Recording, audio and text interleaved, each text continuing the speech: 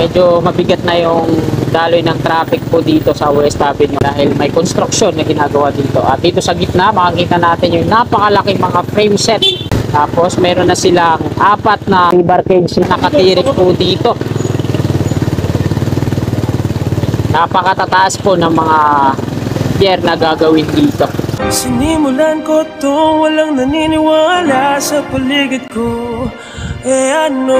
Happy Monday morning po sa lahat ng mga kababayan natin Mapaluzon, Visayas at Mindanao at maging sa mga kasikap natin na papasok na ngayon sa kanilang mga trabaho. Happy morning po sa ating lahat. Nandito po tayo ngayon sa kaba ng EDSA southbound, harapan po ng SM Annex, at mag-update po tayo ngayong umagang ito dito po sa MRT7 Elevated Turnback Guideway papasok dito sa kanan sa West Avenue. So ngayon po ay araw ng Lunes nga po at ika-15 na po ng Hulyo taong 2024 at ika-7 at kalahati na po ng umaga. So wag na po natin patagalin to mga kasikap kasi umuulan. Tara, let's go! Mula po dito sa may harapan ng SM Annex, ito po yung lagay ng traffic po sa mga oras na ito.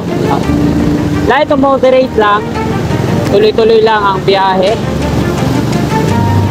Ito po yung viaduct ng LRT1 at yung sa MRT7 sa kaliwa natin. Saan natin mabasa yung camera ko at blurred.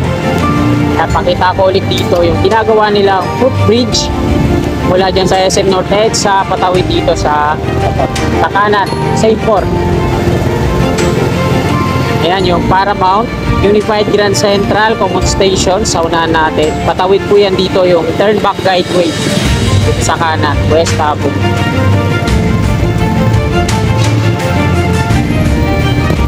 At mula naman dito, ayan, medyo mabigat na yung daloy ng traffic po dito sa West Avenue kasi dahil may construction na ginagawa dito. At dito sa gitna, makikita natin yung napakalaking mga frame set.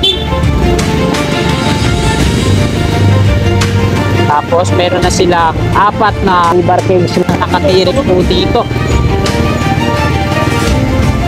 Napakatataas po ng mga pier na gagawin dito sa Elevated Turnback Guideway.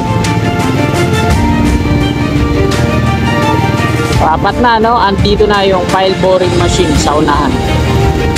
Nagdi-drill po ata sila sa panglima. Tingnan po natin.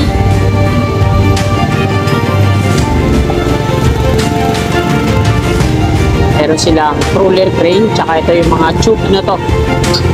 Tube ba to? Parang cylinder, ano? Kasi ito yung para sa ano ata to, pag-mix ng mga ano, bentonite. Tama, bentonite mixing tank yun, yung parang imbudo.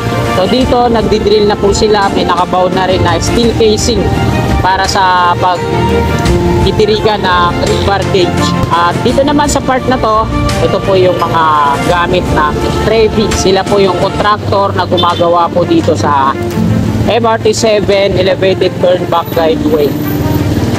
So hindi po pala barracks tong mga nasa container na to, ano? Parang mga equipment din nila. So pwede na sana ako mag-U-turn dito, kaso dun pa tayo sa unahan para makuha natin kung ano pangyayari dito. May karagdagan silang 3 container dito.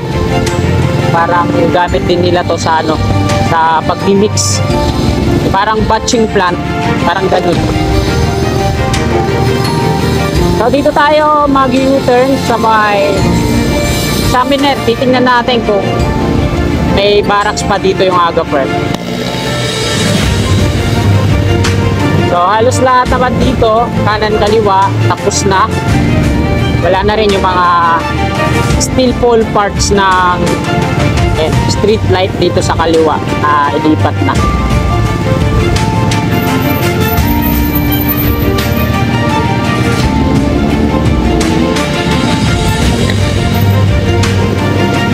At klarado na rin yung mga road markings dito.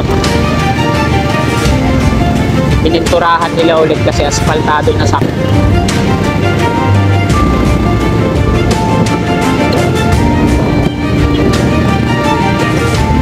ayan, Ayan mga kasikap, nandito na po tayo sa Examiner Street.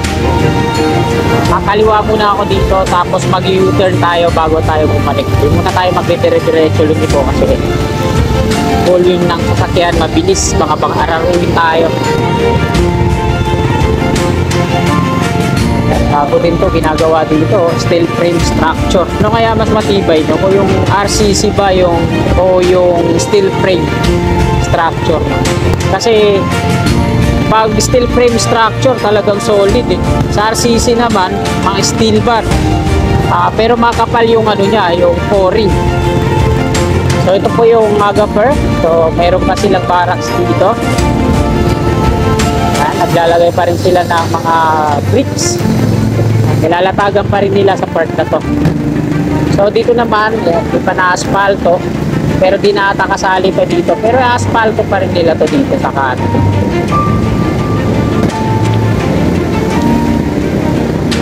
Papalik na po tayo ng EDSA. Ipakita ko ulit sa inyo yung kaganapan dito sa Turnback Guideway sa may ng bahagi ng West Avenue. Ginagawa ng Navy. Marami din pala yung ginagawa yung Trevi. So, sila din pala yung subcode doon sa contract package S02 doon sa NFDR sa may SH Loyola. Ito yung nakikita ko. Ito yung barracks pala nila talaga to dito. Tapos yung nandun sa unahan parang batching plant. Ito. Kaya mayroon pang napakalaki na drilling bucket na yan. Kaya yung ginagamit nila sa pagdidrill. Yung mga steel pipe na yan na pinagdugtong-dugtong, dito nakakonect yan sa mga container na naka-hilera dito sa likod natin. Ito yung pipe boring machine nila. Ayan mga kasito po. Dito sa part na to, nag-drill na sila. May nakabaon na steel casing. Bali, rebar cage na lang ituturik dyan. Tapos dyan naman sa unahan, makikita natin na gumagalaw yung roller crane. So, ginagamit nila yan para sa mga lifting. Ayan, meron silang binubuhat na mga parts na parang hinakit nila or parang ganun. So, ayan yung bentonite mixing tank. Ayan yung parang embudo na yan. Tapos meron pa silang parang mga tube na nandun sa kabila naman. Ito yung mga equipment pa nila dito. Meron pa silang drilling bucket dito. Dami nila mga drilling bucket dito. O ayan, may mga ano naman dito, signage. Kaso hindi para sa construction, para sa parking. Pakita ko sa inyo na malapitan. Rebar cage na nakatirik dito. So, napakataas ano. Tapos ayan, patungo din sa unahan. So 4 na sila dito. Pero kung ito total natin yung dami ng mga rebar cage, so 6 na. Kasi 2 na yung nandoon sa tawid no, sa may North Avenue. So dito yung mga masipag nating mga workers. Ayan. Meron pa silang ginagawa dito. Binubuhat yung bahagi ng bakal na yan.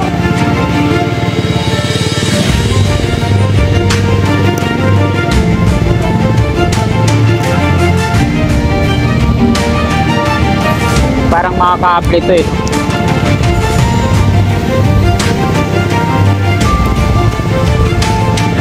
Sa mga hindi pa po nakakaalam at hindi mga taga rito sa Metro Manila, ito po yung West Avenue.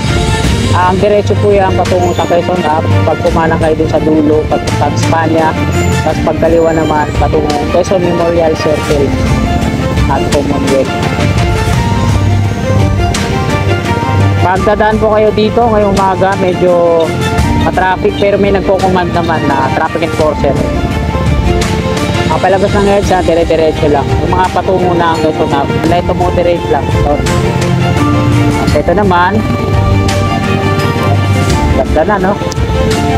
Ito po yung sample niyan sa Turnback Guideway dito sa West Avenue.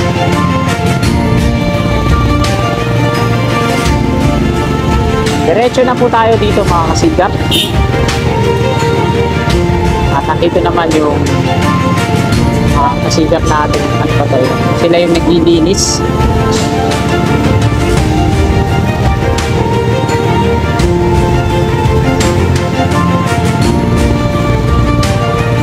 Ayan mga kasikap, pag natirikan na ng river gauge yung nandun sa unahan, bali magiging ano na siya, pang-5. Tapos pag natirikan naman ulit yung nandun sa likod natin, pang-6. Dito yan sa kaba ng West Avenue. Di pa natin sasali yung nandun sa Tawid, sa may North Avenue. Oh, laki ng frame set na to, ano? Paramount. At ito yung footbridge, tawiran, patungo sa SM North EDSA. So dito, ayan, parang itirahin na nila dito, ano? At laki ng butas. So ayun po sa Tawid, yung dalawang rebar cage, ano dito sasalo, kinalalagyan natin. So ito yung Unified Grand Central Common Station. Meron din mga pedestal dito, naka-ready na. Parang ano ata, elevated, ano din yun. Parang walkway, dinanlaan natin. O footbridge. Ayan yung ginagawa dito sa ilalim na Unified Grand Central Common Station. Tatlong bahagi yan, magkakabukod-bukod na pinaikutan ng mga malalaking river gauge. Ayan naman yung MRT3 station, unahan natin. Ayan mga kasikap, medyo lumalakas na talaga yung ulan at di ko alam kung nabasa na yung camera natin. Hanggang dito na lang po itong update natin ngayong umaga. Araw po ng Lunes, ika-15 na po ng Hulyo taong 2024 at mag-alas 8 na ng umaga. So maraming salamat mga kasikap sa patuloy ng suporta sa aking YouTube channel. Bago nyo po sana lisanin itong video na ito, palike lang po at sa mga kasikap natin na willing po support sa akin, i-click lang natin yung subscribe button dyan sa baba sa kanan. Salamat po, magandang umaga, God bless po sa ating lahat.